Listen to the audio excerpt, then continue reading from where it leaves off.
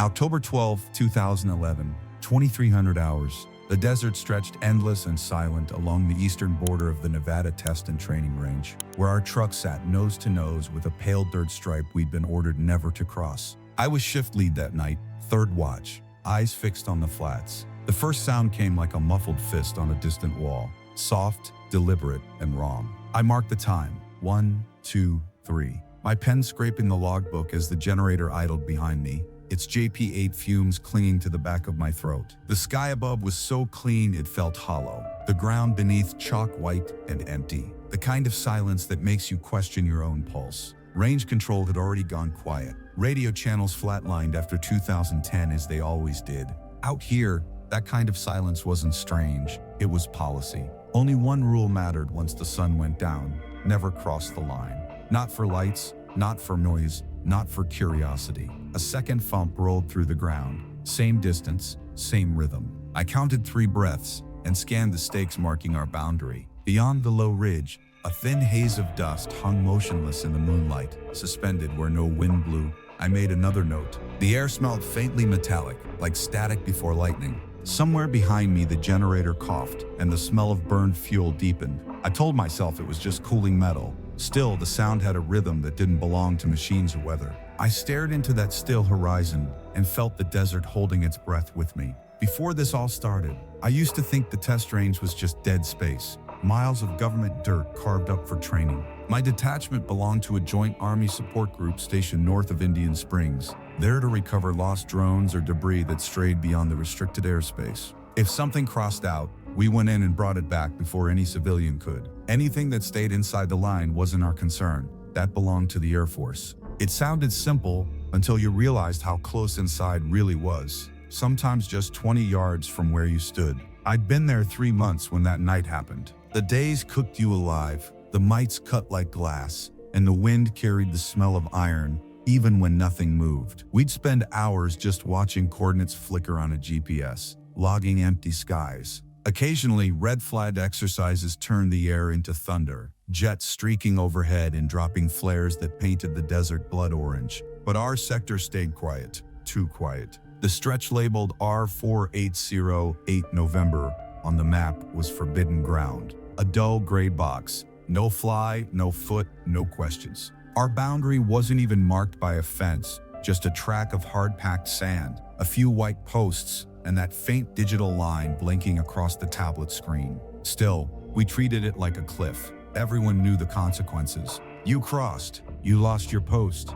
You crossed again, you lost more than that. The desert has its own way of teaching obedience. By day, the wind scours your skin. By night, the cold strips you bare. Even machines breathe out here. You can hear them cooling like lungs. Spend enough time listening, and the ground starts whispering back. The guys joked about it, said the dirt was alive, that it listened. I laughed my first week. I stopped by the second. There were 5 of us that rotation, 4 soldiers and 1 civilian tech who handled the sensors and satellite links. We took 6-hour watches, trading leak for routine.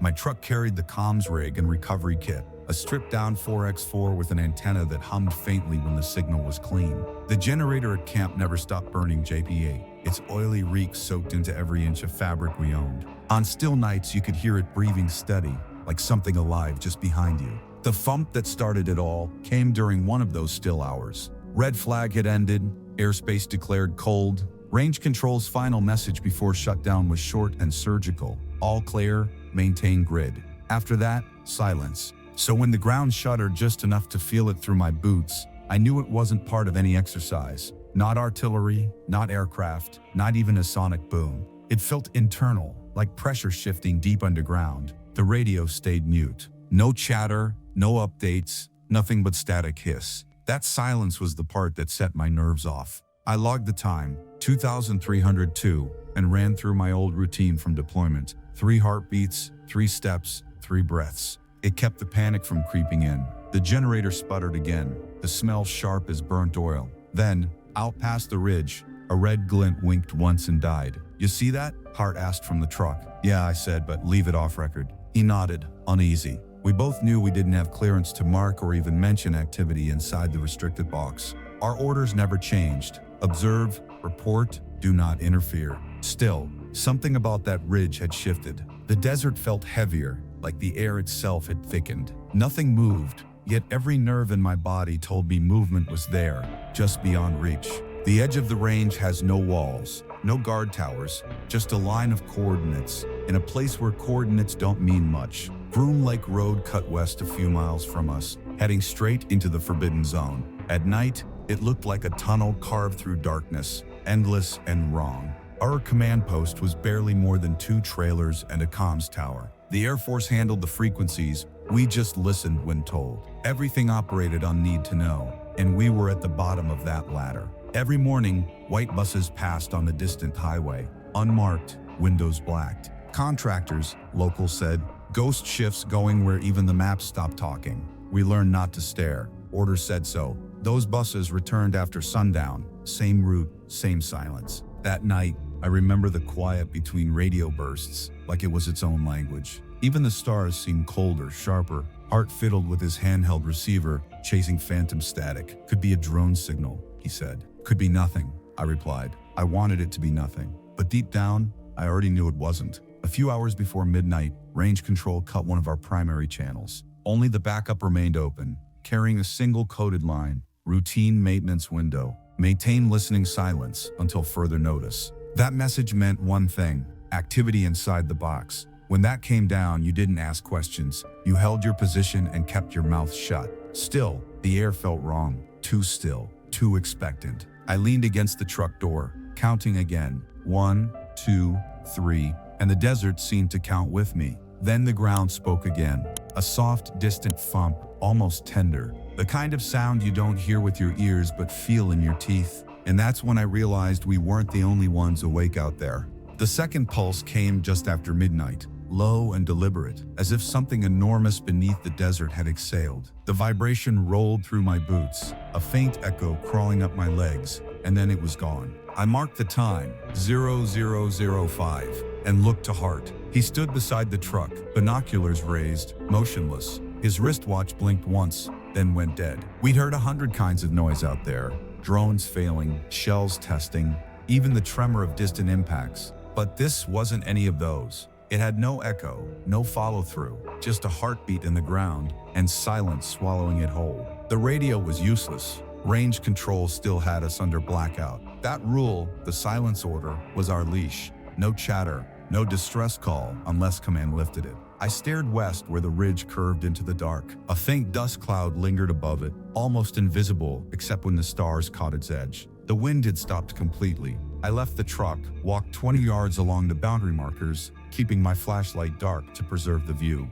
The desert floor crunched soft underfoot, grains shifting like glass shards. I counted in my head, 1, 2, 3, to keep my rhythm steady. At the 5th post, I found one marker lying flat. The steel rod wasn't bent, just loosened, like the soil beneath it shifted. When I pressed my glove against the dirt, it felt warm. Not residual engine warm, not friction warm, unnatural. The cold out there usually bit hard enough to numb skin, but this felt alive. Hart called softly from the truck. "You see movement?" I didn't answer right away. Something had flickered near the wash, a quick flash, like starlight glinting off metal. Then nothing. "Negative," I finally said. "Probably a reflection." But I didn't believe it. At 0030 hours, the third thump came, shorter and sharper, followed by a dry hiss that reminded me of a vacuum seal closing. The generator hiccuped once before catching again, its hum stuttering like a heartbeat. The air had changed, thicker, mixed with the smell of ozone and scorched iron.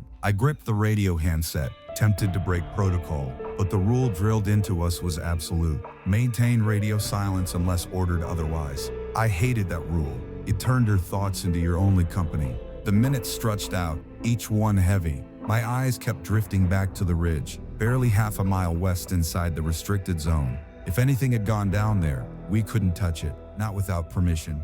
If debris crossed out, that was ours. But the map showed nothing. No beacon, no telemetry, nothing marked. At exactly 0100 hours, the desert flashed white. It wasn't a flare. It was faster, flatter, like heat lightning without thunder. For an instant, the sand turned to glass under that light, then plunged back into darkness. Hart swore under his breath, his face ghost pale in the dim glow of the dashboard. I logged it. Light event, West Ridge, no movement, observed, Protocol met, emotion withheld. A few minutes later, real headlights cut across the black horizon. 3 vehicles, no insignia, running inside the range line. Civilian frames, white, unmarked. They drove in formation until they reached the ridge, then stopped. Doors opened, red-lensed lamps flickered briefly as figures stepped out. 6 maybe more, then darkness again. My gut tightened. Contractors, no doubt. Recovery teams worked like that,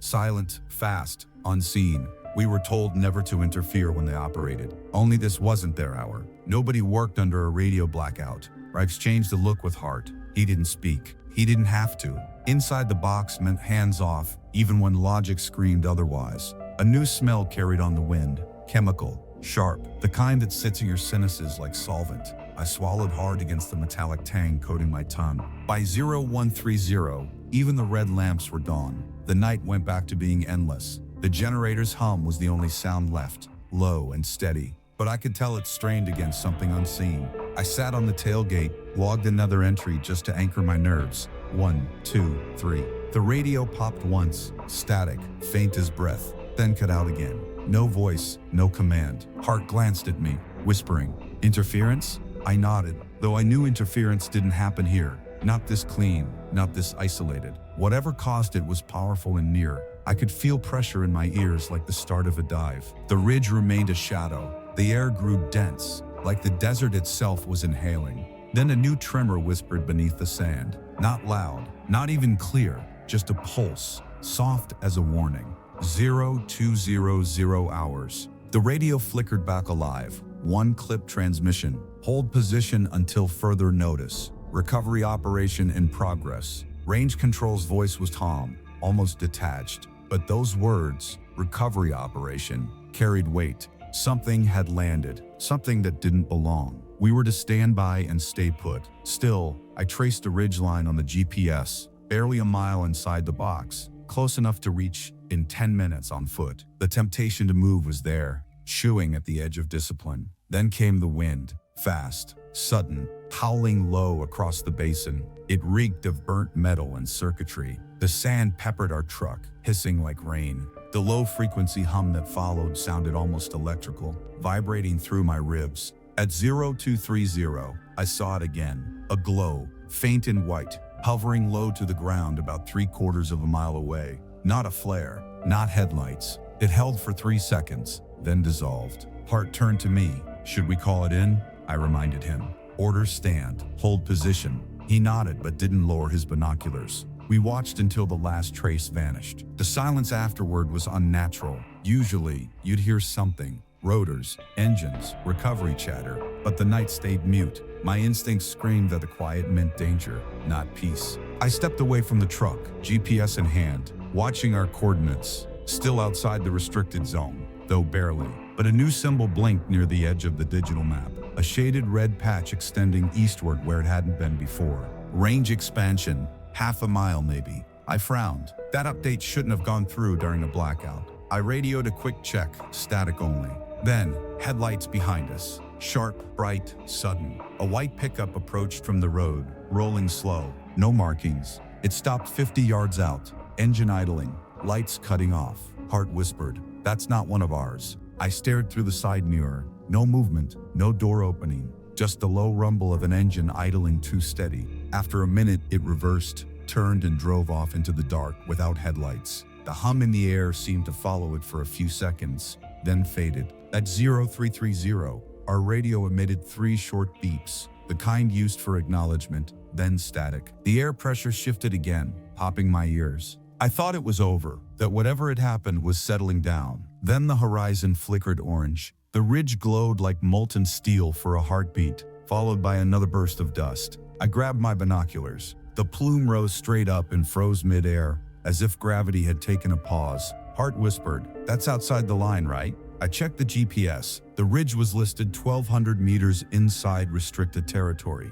but my gut said otherwise. The desert was lying about its distance. When we called range control, only 2 words came back: negative movement. That was it. The air went still. The smell of metal dulled. For a moment, I thought it was finished. Then the generator died, cutting us into total black. The kind of black you can taste. And somewhere out there, just beyond that ridge, something was reflecting the stars back at us. Not a light, just a shape, smooth, curved, and very much real. The generator's death left a silence so deep it seemed to vibrate inside my skull. The desert had no business being that quiet. Hart reached for his flashlight, but I stopped him. Light could draw attention, and something about that ridge didn't want to be seen. My eyes adjusted slow to the starlight, revealing shapes half buried in shadow. Then I saw it, faint, glinting, a smooth metallic contour lying low against the sand, maybe 6 or 7 feet long, not moving, yet the air above it shimmered like heat from asphalt. I counted under my breath. 1, 2, 3. Steady. My heartbeat tried to climb out of my throat. We'd both seen enough wreckage to know this wasn't aircraft debris. Whatever it was looked too clean, too seamless, no rivets, no edges. I could sense Hart's breath hitch beside me. He whispered, "That thing's inside, right?" His voice cracked halfway. I didn't answer. Instead, I scanned a GPS. Our coordinates blinked steady green, just outside the red boundary. The ridge sat less than a mile in, but close enough to feel like one bad step could erase the difference. Then the radio hissed alive. A new voice, one I didn't recognize. "Civilian team inbound. Do not advance beyond your boundary. Safety perimeter active." That phrase, "safety perimeter active," was new. It wasn't on any protocol sheet I'd ever read. Hart looked at me, eyes wide. "What's that mean?" I told him the truth. "It means the line just moved." I refreshed the GPS again, and sure enough, the red border had shifted east by half a mile, swallowing the ridge, the wash, and the object whole. The restricted zone was breathing, expanding like a living thing. We'd been ordered to stand down. Still, the air had that charged smell again, burned circuits and ozone, sharp enough to make my eyes sting.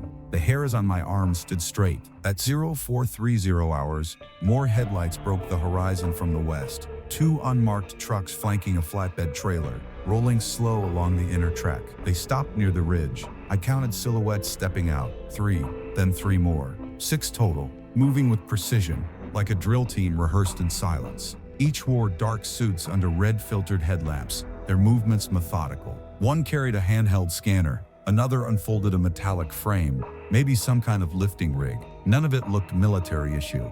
Hart whispered, "We're not supposed to record this." I closed my logbook. "We're not supposed to see this." The hum returned, faint but steady, a vibration low enough to feel through my knees. The 6 figures circled the object, flashing their red lamps in sequence like some unspoken signal. Every few minutes, one of them would raise a hand toward the ridge, as if responding to something we couldn't hear. Then they'd continue their work. I watched through the binoculars, noting how the sand seemed to shift around them without wind. Then at 0450, the radio buzzed again. The same voice, measured and precise. "Update, maintain watch. Do not transmit or move until clearance confirmed. Safety boundary remains in effect. You are now in outer perimeter." My stomach dropped. Outer perimeter meant containment protocol. Something serious enough that we weren't observers anymore. We were part of the quarantine. Hart muttered a curse. "We're in the ring now?" I nodded, though my throat was dry. The air tasted metallic, like pennies against teeth. I felt it in every breath.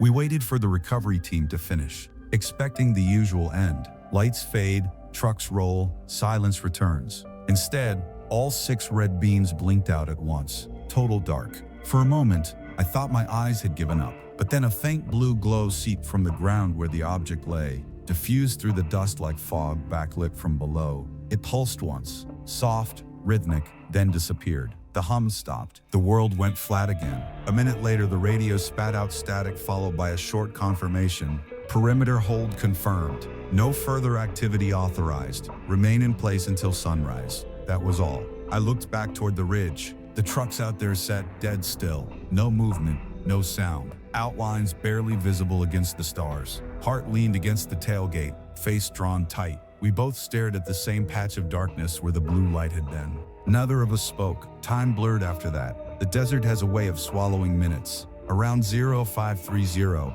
faint headlights appeared again, this time from the east. I assumed range-controlled vehicles, but no, wrong direction. These came from the public road. Hart spotted them first. "Civilian pickup," he said, voice uneasy. I raised my binoculars. Sure enough, an old truck rattled slowly toward the warning markers. Out there, in the middle of nowhere, at that hour, no one sane would be driving that road. "He's local," I said quietly. Doesn't know what's happening. Hart's shoulders tensed. He's heading straight for it. The pickup rolled past the last caution sign without slowing. Its driver door opened, and a man stepped out, flashlight in hand. He scanned the ridge, oblivious. We can't just let him, Hart started, but I was already grabbing the loudhailer. Stop! Stay back! My voice carried hard across the basin, echoing in the still air. The man froze, turned toward our position, unsure. Restricted area, I shouted again. He waved, shouted something back I couldn't make out. Hart flicked on our truck's red beacons, washing the ground in crimson. The glow hit him, and he hesitated, shielding his eyes. Then, as he took another step forward, something behind him rippled, sand bending as if stirred by invisible heat. A faint blue shimmer spread around his boots. He stopped. His flashlight flickered, then died. Back away, I yelled. He stumbled backward 2 paces, legs shaking. For a heartbeat, he was framed in that unreal light, silhouette outlined in blue haze, and then it vanished. Total black again. Hart reached for the radio. Wait, I hissed. We don't know if the field's still live. We held our breath, watching the man in the dark. After a few seconds, he moved, limping toward his truck, one hand clutching his side. He didn't look back until he reached the door. When he did, the reflection of starlight caught his eyes, wide and disbelieving. He climbed in, started the engine, and drove off without headlights. The sound faded until it was just us again. Hart exhaled, trembling. He's lucky.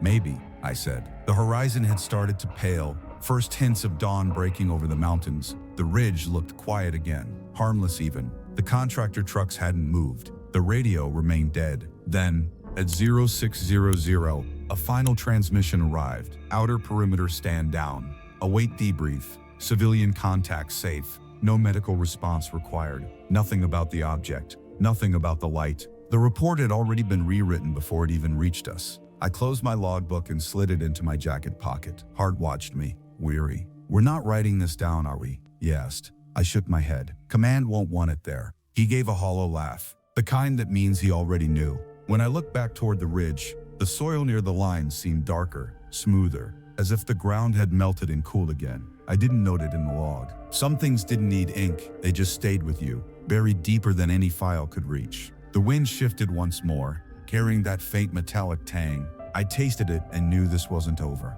Something had changed in the desert that night, something that didn't belong, and it was still breathing somewhere under the sand. By 0700, the desert had turned to blinding glass, the kind of light that flattens everything into silence. The ridge looked harmless now, just another fold of sand, but the air still carried that faint metallic sting that refused to fade. The trucks that had been parked there through the night were gone. No tire marks, no footprints, not even a scuff in the dust. It was as if the earth had swallowed them whole. I stood with my hand on the truck door, staring at the empty horizon, trying to convince myself the hours before sunrise had been a hallucination built from cold and fatigue. But the smell was still there, the taste of iron thick on my tongue. Hart said nothing as he packed the antenna cables. His face was pale, the skin around his eyes tight, and when I glanced at his hands, they trembled just slightly. At 0730, the radio cracked alive with a new voice. Clear, formal, controlled.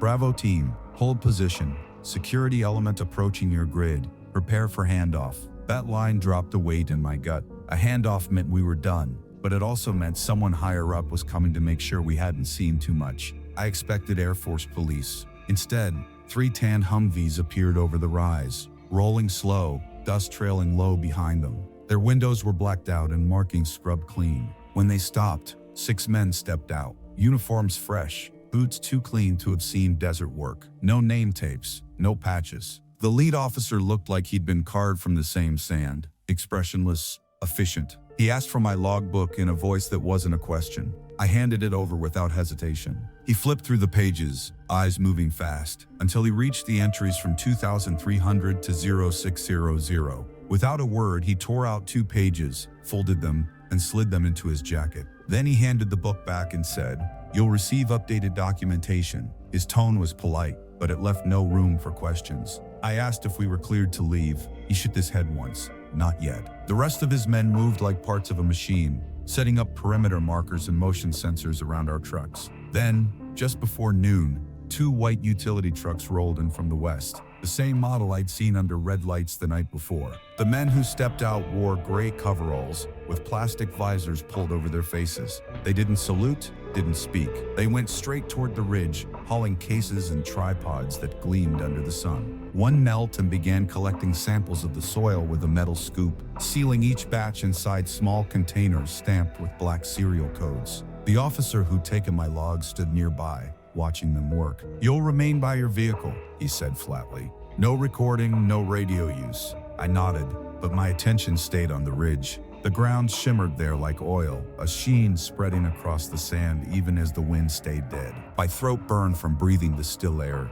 Hart coughed beside me, one hand on his chest. "You smell that?" he rasped. I did. It was stronger now, a synthetic odor, sharp like melted wiring. We drank from our canteens, but the water tasted like dust. The sun climbed high enough to turn the sky white. Shadows disappeared. At 1400, one of the coverall men approached, carrying a small handheld scanner that beeped faintly with each step. Without saying a word, he pointed it at our generator. The screen glowed green. He nodded once and walked away, disappearing behind the ridge. I looked at the officer again, but he didn't meet my eyes. He was speaking quietly into a headset, his expression set in stone. Then the earth gave a small, muffled cough. A low thump rolled through the basin, just enough to shake the mirrors on our truck. Every head turned west. The ridge seemed to waver for an instant, like heat distortion. Then a flash of white light cut across the ground, a clean, flat sweep that lasted less than a second. Everyone froze. Even the officer stopped talking. Hart took a step back. "What the hell was that?"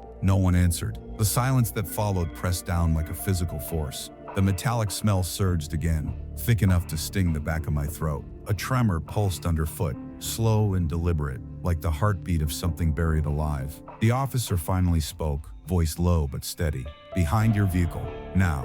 We obeyed without question. The vibration intensified for a few seconds, enough to make the sand ripple like water, then stopped cold. The heat shimmer cleared. I exhaled for the first time in what felt like a full minute. The officer lowered his headset and muttered, almost to himself, "It's done."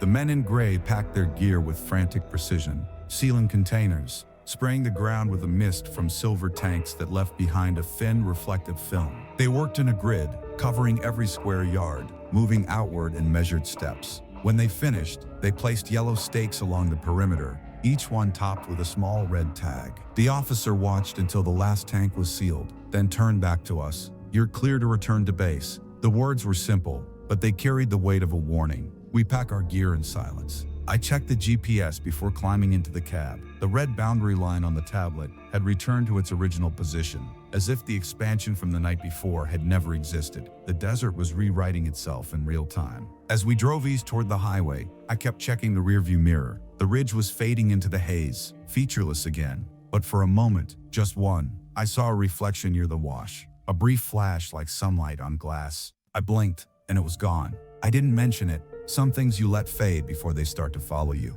Hart rode in silence beside me, the radio handset resting in his lap, fingers drumming against the plastic. Halfway to base, the signal returned. Range control's voice, sharp, official, and distant. "Bravo team, acknowledge clearance to facility. Equipment inspection required upon arrival," I confirmed. My voice sounded steady, but my hands weren't. The desert behind us was empty, but I could still feel it watching. We reached the gate at 1500 hours. The guard held us longer than usual, inspecting every inch of the truck. Then he waved us through, not to the motor pool, but to a small hangar off the main lot. Inside, two men waited with clipboards, faces half hidden behind mirrored glasses. No ranks, no patches, just laminated ID cards with red stripes. They collected our dosimeters and gloves, then took the GPS unit without explanation. We sat on metal folding chairs while they ran handheld detectors over our boots and uniforms. The devices chirped faintly before flashing green. "You're clear," one said softly.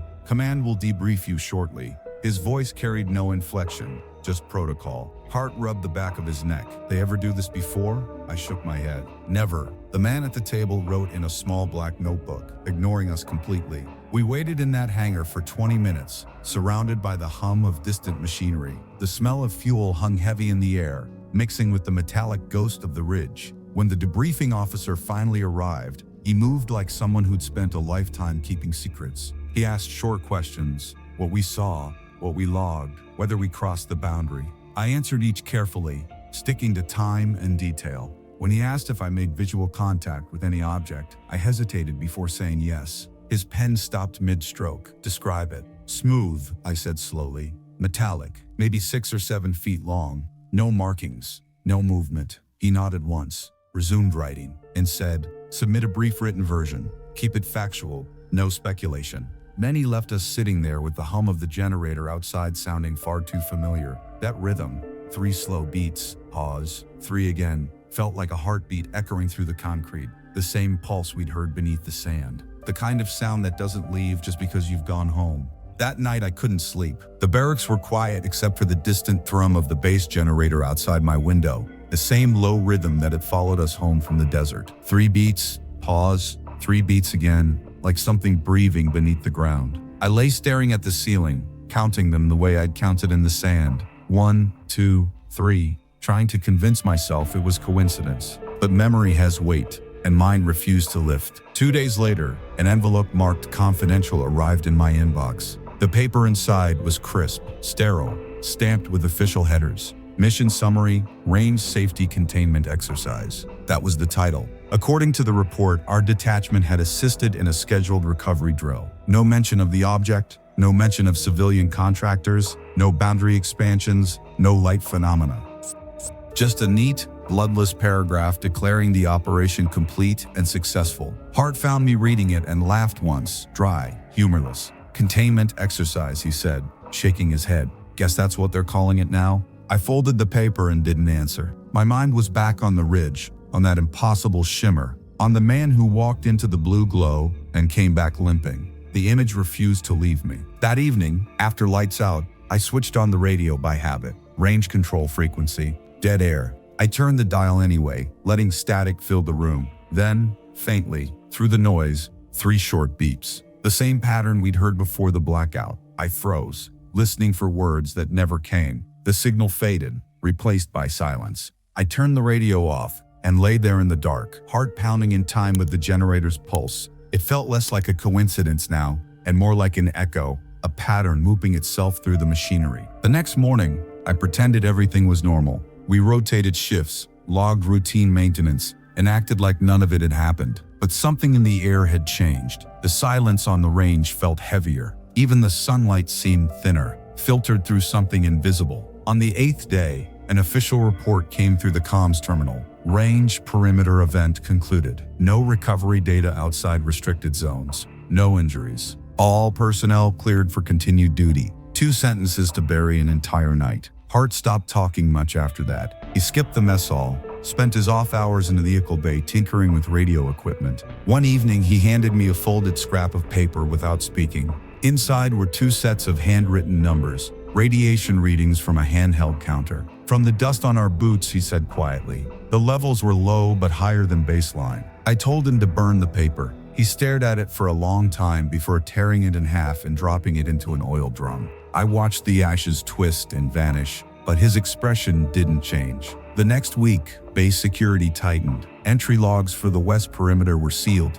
and the civilian convoys stopped coming. When they returned, their trucks bore new company logos, names we didn't recognize. Every trace of what happened was being erased, rewritten layer by layer. I turned in my gear for inspection. The technician handed it back, sealed in a plastic bag marked decontaminated. The word felt wrong on my tongue. The bag carried that same faint metallic scent, sharp and sweet at once. I kept it in my locker for a week before throwing it out. During our next patrol, command assigned us to the eastern grids, far from the ridge, but I couldn't help checking the map. The coordinates from that night still glowed faintly in memory, burned behind my eyelids. I drove out alone one morning, under the excuse of recalibrating the GPS. The ridge looked smaller in daylight, just another scar of sand and stone. A line of yellow stakes marked the old boundary, half buried now. The soil there was darker, glassier, still wrong. I stepped out, walked 3 paces toward it, stopped. The air was dead still. No wind, no insects, no distant engines, just silence, thick as water. It pressed against me, and I could feel it, the same vibration from before, low and patient, somewhere beneath my feet. I turned back to the truck. Hart was watching from the cab. "See anything?" he called. "No," I said. "Easier that way." That night I cleaned my boots again, Third time since the incident. The dust still clung no matter how hard I scrubbed. It smelled like scorched copper. I thought about sending a private report to an old contact at Corps Command, but stopped with some way of making the story the Army infacted. And upon our contact, it's still better than forced abandoned. No one wanted this story written down. Not the Army, not the Air Force, not anyone tied to the range. In the end, I did what I'd been trained to do. I followed orders. I stayed quiet. But silence isn't peace. It's just a weight you learn to carry until it becomes part of you.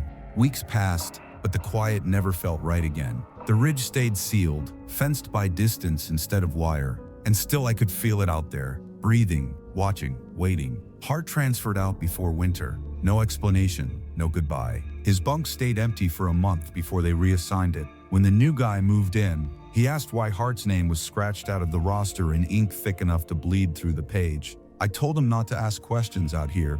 The desert doesn't like curiosity. Soon after Hart left, our maps were updated. The western boundary had shifted again. Another red outline pushed half a mile farther east. Official reason: environmental safety adjustments. Nobody challenged it. Nobody ever does. I started noticing smaller changes after that. New warning signs appeared on access roads. Patrol schedules staggered. Civilian supply convoys came at odd hours, their logos changing week to week as if they were testing which identity would stick. The air smelled different too. Bird plastic one day, wet metal the next. Some mornings I'd find fresh tire tracks leading toward the restricted box, but they always ended where the sand turned darker. Even the birds had stopped crossing that stretch. During one night watch in December, the generator outside my post stuttered 3 times, then steadied into a rhythm that froze my blood. 3 beats, pause. 3 beats, same as before. I shut it off and listened. The silence on the range had that same hum beneath it,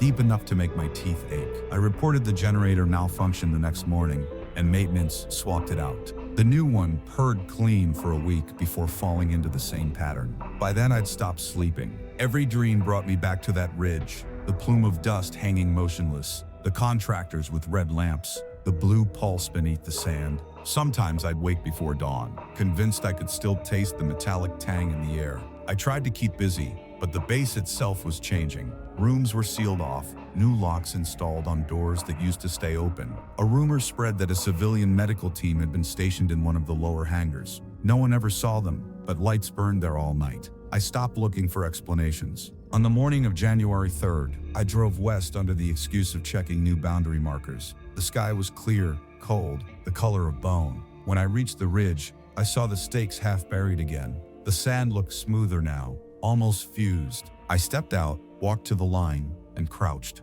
The ground was still wrong, hard, glossy, too uniform, as if it had been poured and left to cool. I pressed my palm against it. The surface was cold, but I could feel a faint vibration beneath, pulsing slow and steady. 1, 2, 3. It was alive, or something under it was. I backed away, returned to the truck, and marked nothing in my report. Some truths are safer unspoken. That evening, a security team visited our barracks. 2 men in plain uniforms, no insignia, carrying clipboards with seal forms. They called each of us out by name and asked routine questions: medical, sleep habits, contact with civilians. When my turn came, one of them smiled too easily. "You've been near the Western Line more than once," he said casually. "You notice anything unusual since October?" I told him no. He watched me for a long moment before checking a box on his form. "Good," he said. "Let's keep it that way."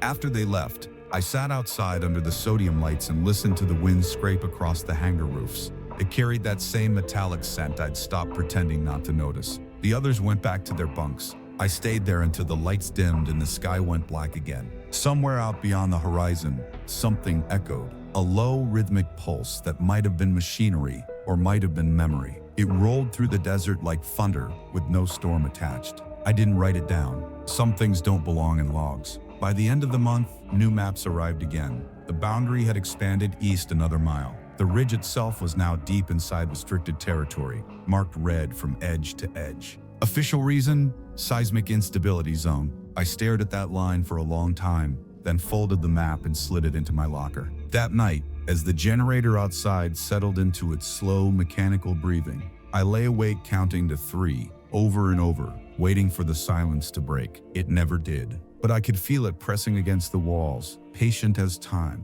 The desert doesn't forget. It just waits for you to remember. Years have dragged on since that night, but the desert still finds its way into my dreams. I've served in other postings since then, places with clear orders, real missions, names for what we were fighting, but nothing has ever matched the quiet dread of that ridge. It lingers behind every sunrise, a ghost stitched into routine. Even now, when I close my eyes, I see the same image, sand hanging in the air like breath, that faint blue shimmer pulsing from beneath, the stillness that felt too deliberate to be nature. Time dulls most things, but not that. I've learned that silence can carry louder than explosions. It follows you through years, through bases, through whatever normal life tries to build over it. They never put that in the manuals. After Hart left, the others stopped talking about what happened. New soldiers rotated in, younger, hungrier, asking what the West Sector was like. We told them it was dead ground, nothing but sand. They believed it. Sometimes I almost did too. But the nights had a pattern I couldn't ignore. Low wind, static bleeding through the comms, faint metallic taste when the temperature dropped below freezing. It was the same every few weeks, as if the ground out there was keeping time with something deeper. I'd catch myself counting again, 1, 2, 3, and realize I'd been doing it without thinking. The generator outside the motor pool beat in that same rhythm. When I mentioned it once, a technician laughed and said it was just harmonic vibration. Maybe he was right, maybe he wasn't. The thing about truth out here is that it's rarely useful. The desert teaches you restraint, when to look, when to pretend you didn't. A few months later, Command issued new maps again. The western boundary had shifted east another quarter mile. This time, no explanation. The red zone now touched the edge of our own grid. We were technically inside the containment buffer, though nobody said it aloud. A memo came down 2 days later warning of restricted soil testing, contamination risk, and electromagnetic field irregularities. I read it twice and understood less each time. They were rewriting the terrain, erasing evidence by renaming it. After that, the contractors stopped showing up entirely. Only the sound of distant engines remained, faint, buried beneath the wind. I tried writing down what I remembered, every sound, every flash, every transmission, but the words felt wrong. The sentences didn't carry the weight of it, so I tore the pages out and burned them behind the barracks. The ash smelled faintly of copper. One evening, I stood alone on the access road, watching the sunset bleed over the flats. The horizon shimmered gold, then faded into bruised gray. From somewhere far west, 3 dull beats rolled through the air, slow, spaced, identical to the ones from that night. I waited for a fourth that never came. When the wind finally reached me, it carried the faint scent of JP-8 and something else, old, sterile, electric. I didn't log the sound. I didn't mention it a debrief.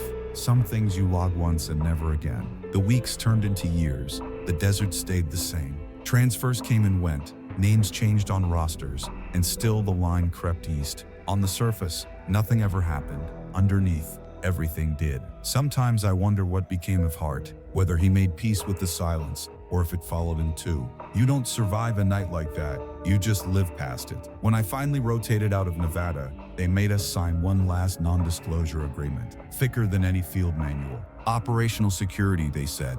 I signed without reading. The truth was already heavier than the paper could hold. Now, when I drive through open country and see empty stretches of land fenced off by nothing but signs, I remember that ridge. I remember the rules that kept us from crossing, the sound that taught us why. People think courage is movement, charging, advancing, fighting, but that night taught me the opposite. Sometimes courage is standing still when every part of you screams to move. Sometimes obedience is survival. And sometimes silence is the only way to keep the world from splitting open again. The army doesn't hand out medals for restraint, but it should. Because not every battle ends with noise. Some end with stillness so deep it brands itself into you. If anyone out there wearing a uniform ever hears this, remember, the desert keeps its own kind of record. Orders shift, maps change, and boundaries rewrite themselves. But there's always a line inside you that doesn't move. Hold it, respect it, because there are things under that sand older than our rules, patient enough to wait for us to forget. And when the wind blows from the west, when the air tastes like metal and the night hums low, you'll know you're standing near one of those lines. Don't cross it. Some orders exist for reasons older than command. The desert doesn't warn twice. That's where the file ends. and where the questions begin. Whatever moved beneath that Nevada sand didn't vanish. It just went quiet, waiting. The army closed the case. The world moved on. But silence like that doesn't die. It lingers, hums, watches. Maybe someday someone will cross that line again, thinking the ground is just ground. When they do, they'll learn what we did, that some perimeters aren't drawn for safety, they're drawn for mercy. If you made it this far, hit that subscribe button and join me next time on Captain Rebel.